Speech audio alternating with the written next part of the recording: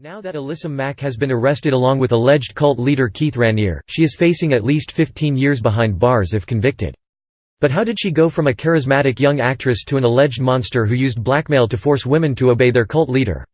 It didn't happen overnight. The Hollywood Reporter describes how Allison Mack went from a bright-eyed teen actress to one of the leaders of a sex slave cult infamous for blackmail and branding. When Mack landed the role of Chloe Sullivan on what would turn out to be the long-running series, Smallville, she moved to Vancouver, where most good television is made. Unfortunately, she moved alone and had no real friends with her. At the same time, she was anxious about skipping college to pursue her acting career, so when her co-star Kristin Kreuk uninvited her to what was presented as some women's empowerment classes. Mack was apparently already seeking alternative sources of wisdom.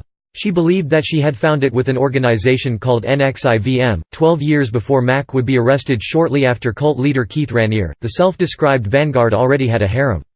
But that wasn't the side of NXIVM that Mack saw at first. And Kreuk never made it that far into the cult.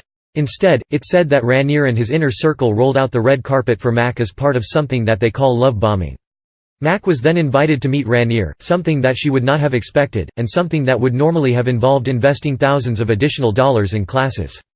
On her blog in 2007, Mack wrote, "The truth is, I am an eternal student, and I am loving all the opportunities I have to grow."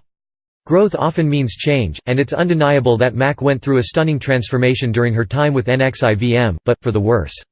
Because once you get past the vague ramblings about empowerment, NXIVM is all about the cult leader, and his harem. Women like Mack eventually became part of what is called DOS, which stands for Dominus Obsequious Sororium, which means master over slave women. That doesn't get less creepy because it's Latin, folks. It also doesn't help that this alleged sex cult within a cult has also been referred to as the Vow. These women were branded, prosecutors say without their foreknowledge or consent, with a symbol that turned out to be an amalgam of Mack and Raniere's initials. Refusal to follow the orders of a master, and particularly Allison Mack, was allegedly answered with physical punishments and with threats to release blackmail materials. But it took years before Mack attained that status or took on the role of enforcer. She was introduced to that side of NXIVM in stages. Some of Mack's former friends believe that she was simply brainwashed and is yet another victim. But it is difficult to make that argument when her initials were branded onto other women's. Mack was reportedly the master of all of these slaves, answering only to Raniere. If anyone balked at her instructions, she would reportedly berate them. Mack would reportedly scream at them, "You made a lifetime vow." One of THR's sources says, Mack was incredibly intimidating, cruel, and punitive.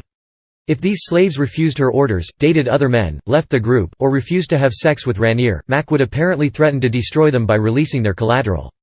She berated them and told them they were worth nothing, that they were weak and couldn't uphold their word. Initially, it was not Mack's potential as an enforcer of Raniere's will over a group of slaves that made her appealing. It was her charisma and, of course, her status as an actress that made her such a catch for NXIVM, according to Rick Ross, a self-described cult deprogrammer. There were other women who were pretty, but she was the one who was so poised, so good on camera. She was somebody who could really sell it. This isn't just a horrifying story, it is a cautionary tale. 22 most memorable celebrity mug shots of all time. Start gallery.